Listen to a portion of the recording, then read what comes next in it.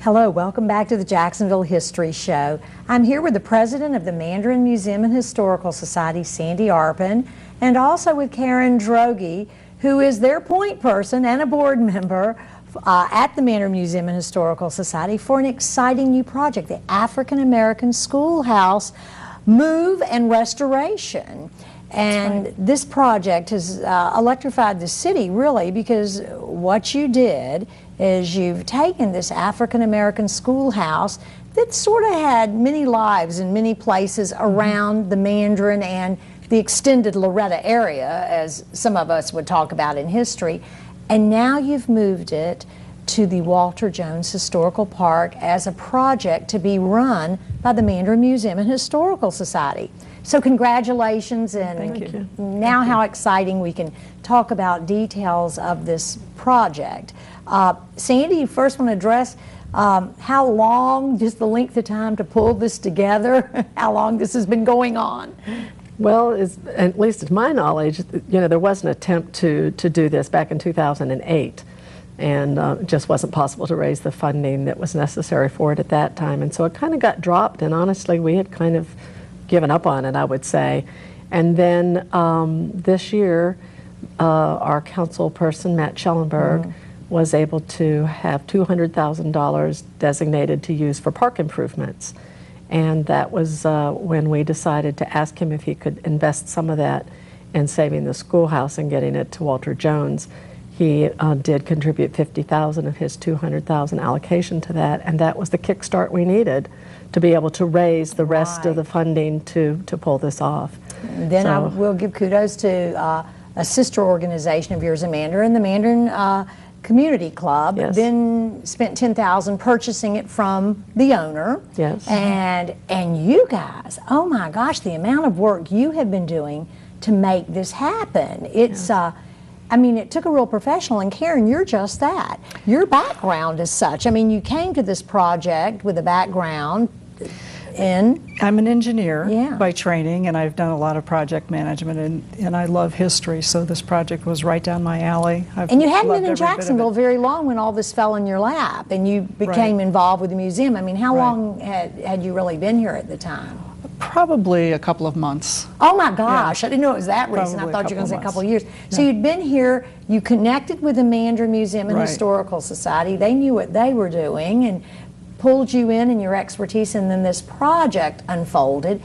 And it's been your job to monitor every aspect of this, right down to the move, the removal of the roof, and getting this roof back on, and the money it really took to do all this. It's been a fun project, and I think it shows the power of story, because when people learn the story behind the schoolhouse and the nuns that started the mission, the children that went to school there right after the Civil War, and then how various people have come along in the path of the schoolhouse and made it survive, basically. It's really a testament to the power of story and how people are so moved by the history of this building. So we've been really excited to have the part of the story now where we take it to its permanent home, its forever home, so to speak, where it will be cherished by the community and serve as an educational tool for everybody in the public to enjoy. We see this as a way for the community to learn about the story and get behind the story that the schoolhouse has to tell us. We have learned so much just in the process of saving the schoolhouse. In speaking about the story, one of the many lives of this building, this precious schoolhouse, was at St. Joseph's. It was there for a while. Now, a book has been written that, Sandy, you say isn't directly about the African American schoolhouse, but it was written about by a nun who served at St. Joseph's. So at one point, the schoolhouse was there, and then prior to that, kind of give me the rundown where the schoolhouse was. So the schoolhouse has had, it's sort of like a cat with 9 lives. It was at the St. Joseph's Church property. It was built in 1889 as part of a mission that was established 20 years before that. We don't know exactly where the schoolhouse sat on that property, but we think it was about 300 feet behind the historic church that still remains there at that corner. And then In the 1940s, the schoolhouse was no longer needed by the sisters, and so it was given to Nathaniel Long, who was the handyman, chauffeur, gardener for that mission, and he took it and used it for residential purposes down St. Augustine Road. Then, why don't we even show the schoolhouse now if we possibly can there, and it's, here you go, it's up there. Okay. You can keep talking if you'd like. There's, and so Nathaniel and his family were living in the schoolhouse. Right, and we think he used it for storage later on. We've found evidence also of some plumbing that was installed. It didn't have plumbing, of course, when it was used as a schoolhouse, but we found evidence of that.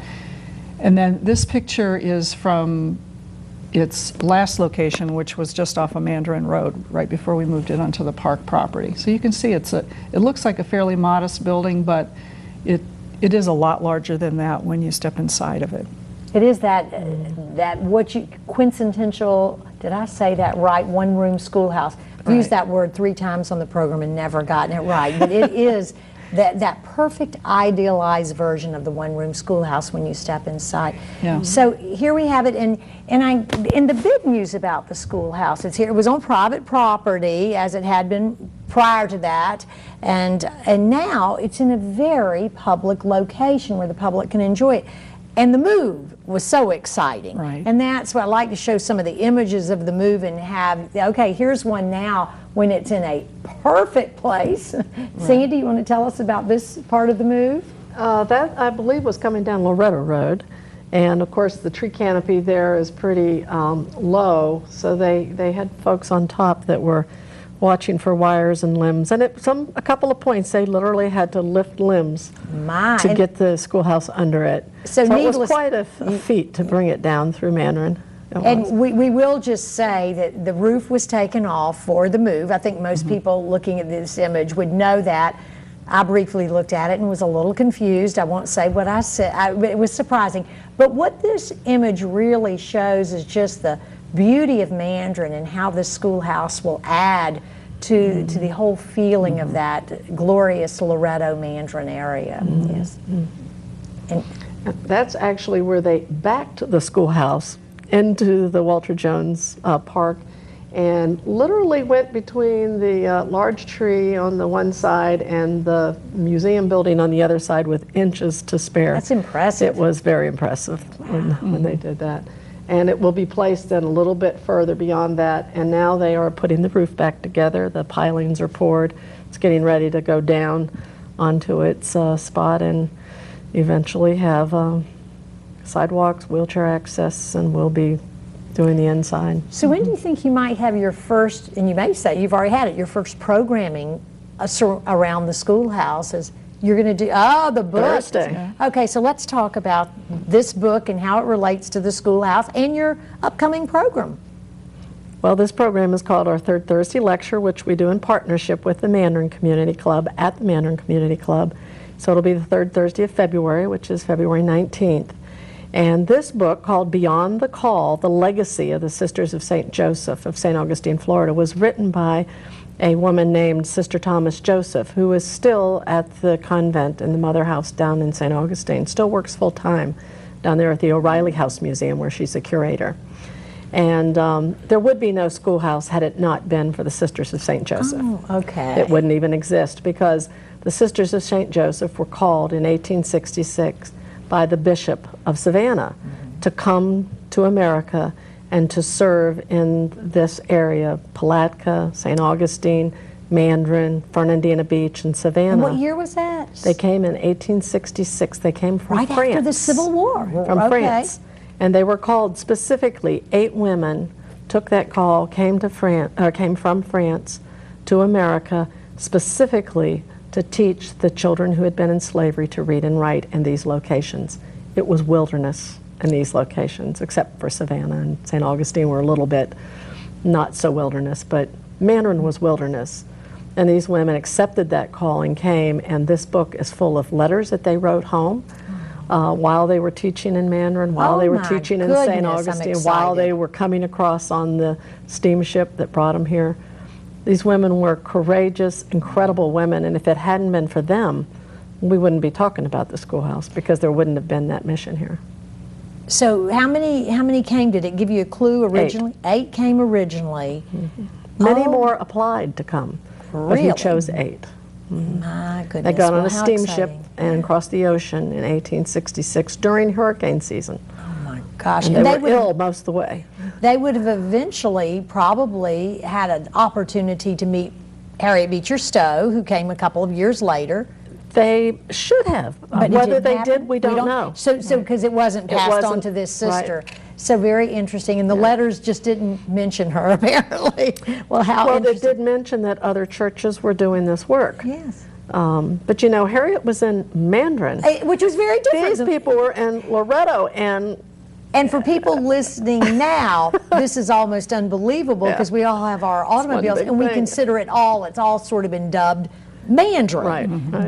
But they were two, you are right, very separate communities. and they walked everywhere. And so that would have been a nice long walk over to the Mandarin area. But nonetheless, how exciting. And so this is at the Mandarin Community Club, 12447 Mandarin Road, sponsored by both that group and the Mandarin Museum and Historical Society, starting at 6:30. 6:30 on And February 20th. Sister Thomas Joseph will be there herself to speak of this book. She's 80 years old. She's an incredible woman. And the book will be for sale. Yes, it will. And how recently was it published? About 10 years ago. Okay, so it's a book I hadn't heard of, so this is She very was the exciting. archivist for the Sisters of Okay. St. Joseph and St. Augustine, so she put all these letters, had them translated. She went to Le Puy to get the letters copied to be able to translate them. It's amazing. So it's wonderful archiving that allowed Yes, this as well, and a exactly. wonderful researcher. Exciting program, and it's free and open to the public, I understand. Now we have a few more minutes. Anything else you'd like to mention or talk about? Karen, do you have anything? I would like to mention the fact that we are collecting oral histories of anybody that has any association with the schoolhouse that we have moved, whether it's a family member that remembers a grandmother or grandfather that went to school there or has some memory of maybe even where it was on the property.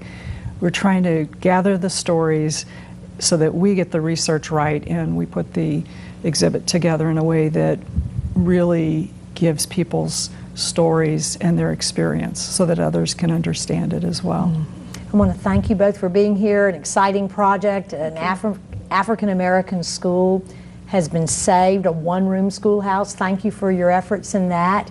And I invite everybody to look at our website, Jacksonville Historical Society's website, jaxhistory.org. You'll hear about this project and much more, and another wonderful program coming up March 26th. So go to that website, and for now, we're history. Thanks.